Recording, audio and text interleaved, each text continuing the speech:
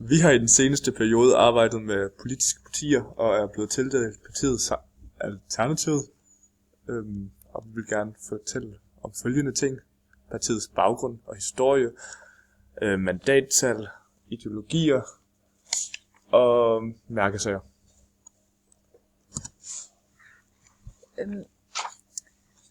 Den 27. november 2013 var første gang Alternativet blev præsenteret som et politisk parti. Dog var denne præsentation mere en invitation til folket om at være med til at fuldende partiet, da den første præsentation blot indeholdt tanker og ambitioner bag partiet, men intet politisk program. Programmet blev herefter sammen med de 700 danskere, der så takkede ja til invitationen, færdigafviklet over et par måneder og var klar til at blive præsenteret i maj 2014. Og det var sådan, da det opstod.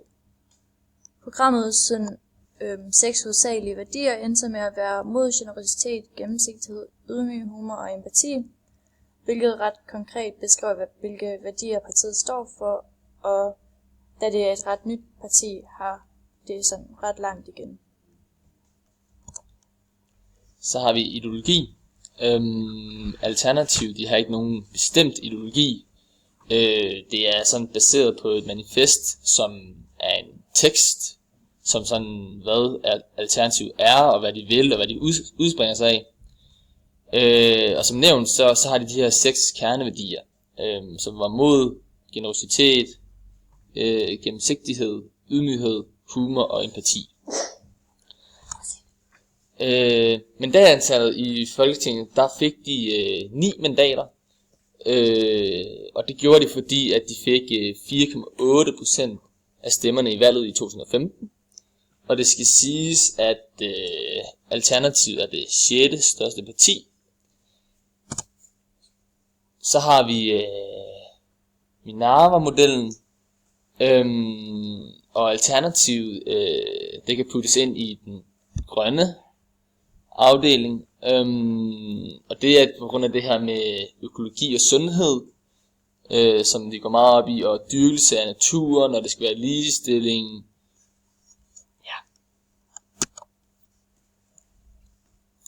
Og nu vil hun så komme ind på noget med mærkesager, som også er det med Miranda-modellen også. Alternativet vil kæmpe for et samfund, hvor naturen kan få plads til at udfolde sig på den mest naturlige vis. Der skal være mere natur, og der skal være mere fokus på økologi. Så mennesket skal holde op med at manipulere med naturen, og i stedet genvinde de naturlige økosystemer. Samfundet skal på en måde omlægges, så det bliver mere præget af bæredygtighed. Det gælder nye modeller for produktion, forbrug, forsyning, beskatning, økonomi og transport. Uddannelsessnobberi skal ophøre, og håndværkeruddannelserne skal igen betragtes som noget uundværligt. Alternativet tror på, at Danmark som helhed er gjort af mange små fællesskaber flettet sammen i et stort netværk af byer. De små industrier som små landbrug og fiskersamfund skal derfor bibeholdes. Tillid og tryghed går hånd i hånd.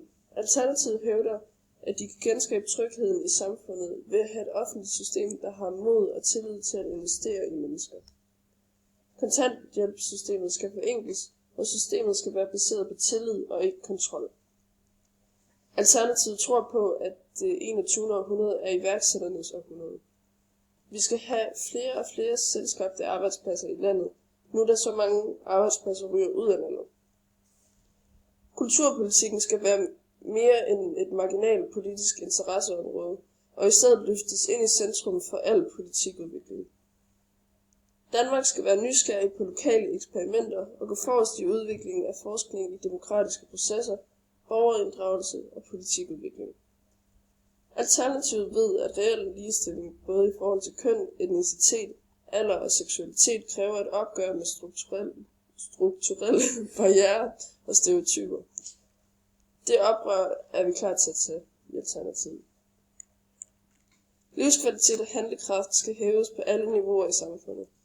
Alternativet vil arbejde for flere aktive år med et godt helbred, stærke sociale relationer og et inspirerende liv. Som afslutning i opgaven er vi blevet bedt om at inddrage en nyhedsanalyse i politikken fra år 2016. for at få et kritisk hold, eller for at få en kritisk synsvinkel til Alternativet. Den siger blandt andet, at Alternativet har brug for at få sat et mere realpolitisk aftryk, hvor det menes, at der måske er et behov for at gå op i de mere politiske parlamenter i det at drive et parti, i stedet for de mere personlige værdier. Og så skal man for alvor kunne mærke, eller skal man for alvor sætte sin mærkesag med klimaområdet. Man bliver nødt til at gå noget højere op i klimaet, og få bearbejdet en ordentlig plan, der er bæredygtig. Men alt i alt er Alternativet et frisk pust, og de er i gang med at vinde sit medlem og valgbase.